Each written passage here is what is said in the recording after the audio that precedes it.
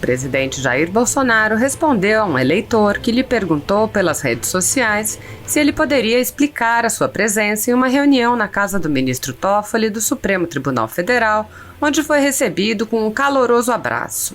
Na casa de Toffoli, Bolsonaro se encontrou com Alcolumbre e o desembargador Cássio Marques, indicado para o Supremo Tribunal Federal. O eleitor publicou uma foto da chegada do presidente à casa de Toffoli e perguntou: "Meu presidente, bom dia. O senhor pode explicar isto? Sou eleitor seu, só não quero ficar com dúvidas de nada." Bolsonaro respondeu: "Preciso governar. Converso com todos em Brasília. Um abraço." Como tem dito há alguns meses, venho trabalhando na elaboração de propostas legislativas que deem ao Congresso Nacional legítimos instrumentos de controle dos excessos do Poder Judiciário. Não é possível que nossa República continue sem um adequado funcionamento do sistema de freios e contrapesos. Indispensável para que haja uma verdadeira tripartição de poderes. Temos assistido a uma supremacia de um poder em relação aos demais. O presidente da República pode ter sustado os efeitos de seus atos pela decisão de um ministro do Supremo Tribunal Federal. As duas casas do Congresso Nacional, a Câmara e o Senado, passam meses debatendo e votando uma reforma. E um ministro do Supremo, com uma canetada só, pode suspender seus efeitos na extensão que entender cabível. Ou seja, Executivo e Legislativo são drástica e dramaticamente controlados pelo Supremo Tribunal Federal. Enquanto que ele, o STF, parece não poder ter seus atos sequer analisados à luz da Constituição Federal. Isso não é democracia. Isso não é tripartição de poderes. Isso não é sistema de freios e contrapesos. E mais, o Supremo pode instaurar um inquérito, ordenar buscas e apreensões e prisões em flagrante violação ao sistema acusatório, e isso ainda é tido como constitucional por 10 de seus ministros. O país inteiro assiste estupefato à violação de regras constitucionais básicas e ninguém pode fazer nada. Os prejudicados resolveram recorrer a um órgão internacional, a Corte Interamericana de Direitos Humanos. Ou seja, chegamos ao ponto de admitir que não temos no ordenamento jurídico brasileiro um correto funcionamento do sistema de freios e contrapesos. Precisamos buscar socorro no exterior. Aqui existem freios sim e muitos, mas somente para o Executivo e Legislativo. Mas não existem freios para o Judiciário. Existe a figura do impeachment de ministros, mas isso não é o mesmo que freio ou contrapeso em relação ao Poder Judiciário. Enquanto o Supremo e todo o Judiciário exercem corretamente a autocontenção, ou seja, enquanto reconhecem e respeitam os limites postos pela Constituição, não é preciso cogitar qualquer controle externo. Mas quando esses limites são rompidos, a Constituição Federal precisa prever mecanismos de contenção, porque o poder pertence ao povo, à nação brasileira, e não ao presidente da República, aos congressistas ou aos ministros do Supremo. Todo o poder emana do povo.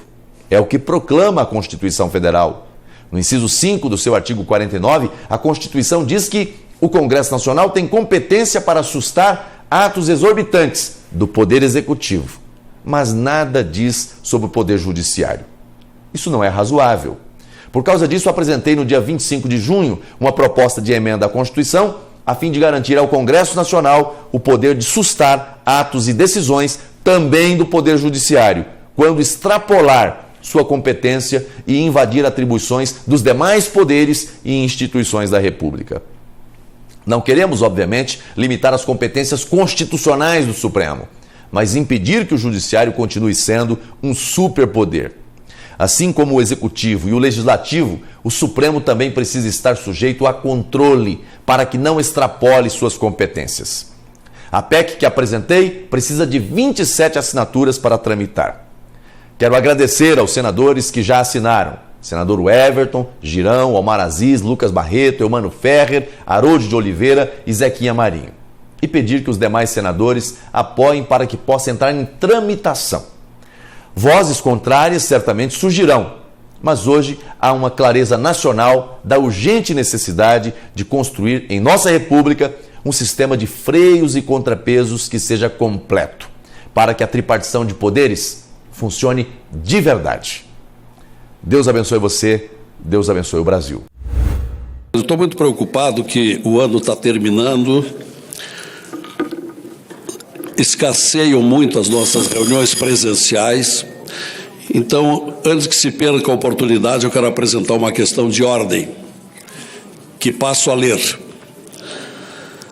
Nos termos do artigo 403, artigo 380, 382 do Regimento Interno, suscito então a seguinte questão de ordem, uma matéria que é um clamor nacional. A previsão de impeachment de ministro do Supremo Tribunal Federal está contida no artigo 52 da Constituição e na Lei 1079, em caso de crime de responsabilidade. A competência para processar e julgar esses crimes é nossa, é do Senado Federal, cujo procedimento está descrito nos artigos 377 seguintes do Regimento Interno. Em todas essas normas, verificamos que o legislador delegou à mesa do Senado a competência para receber ou não a denúncia contra ministro do Supremo. Porém, o que ocorre na prática é que o presidente do Senado solicita normalmente um parecer da assessoria técnica ou advocacia do Senado. Registre-se que, além de verificar os requisitos formais, o parecer adentra o mérito, normalmente adentra o mérito da denúncia, para identificar a ausência de justa causa, e opina invariavelmente pelo arquivamento de qualquer denúncia recebida.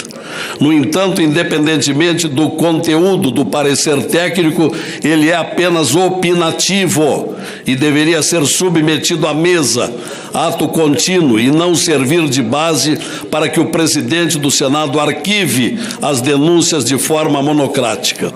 Nesse sentido, compreendemos que o presidente do Senado caberia apenas a verificação dos requisitos formais elencados no artigo 43 da Lei 1079. Assim, temos que o procedimento atual afronta as normas legais e não tem amparo legal, pois o artigo 44 da Lei 1079 diz expressamente que a denúncia é recebida pela mesa do Senado. Então, senhor presidente, para não me alongar muito e não precisar citar os vários artigos que são suficientemente conhecidos, nós vemos aqui que a norma interna dos deputados lá já é assim, a mesa é ouvida, aqui não é ouvida. O artigo 382 do Regimento Interno estabelece que no processo de crime de responsabilidade no Senado, aplica-se no que couber a Lei 1079, Lei de Crimes de Responsabilidade. Esta lei, por sua vez, reza, no artigo 73, que no processo de impeachment de ministro do Supremo ou da Procuradoria-Geral da República, aplica-se subsidiariamente o Código de Processo Penal. Por sua vez, o Código de Processo Penal, no artigo 581, inciso 1º, e no artigo 582, prevê que cabe recurso em sentido estrito para o Tribunal de Apelação de decisão de não recebimento da denúncia. Então, senhor presidente, a questão de ordem que eu quero aqui formular a Vossa Excelência é que responda os seguintes questionamentos. Que dispositivo regimental dá competência ao presidente do Senado para decidir monocraticamente sobre os pedidos de impeachment protocolados nos termos da Lei 1079 de 1950, em substituição à mesa do Senado? Questionamento 2. No caso de negativa ao item 1º, em que momento a mesa do Senado deve ser ouvida para decidir sobre o parecer opinativo da assessoria técnica do Senado? Item 3. No caso de negativa do item 2, e considerando a decisão monocrática do presidente do Senado pelo arquivamento de denúncia por crime de responsabilidade, qual é o procedimento para a interposição de recurso ao plenário contra essa decisão? Então, senhor presidente, em caso de indeferimento da presente questão de ordem, solicito recurso ao plenário da decisão, nos termos do artigo 405 do RISF. Essa é a questão, presidente, para que não termine o ano, que está próximo o término, e tenhamos essa questão resolvida já de 2 anos à espera de respostas. Obrigado. A mesa recolhe a questão de ordem de Vossa Excelência e responderá oportunamente. Só pediria a Vossa Excelência que desse uma ideia do oportunamente, porque há quem diga que oportunamente significa nunca. Então, gostaria que Vossa Excelência marcasse um prazo. E há quem diga que oportunamente significa oportunamente. Senador Eduardo Girão.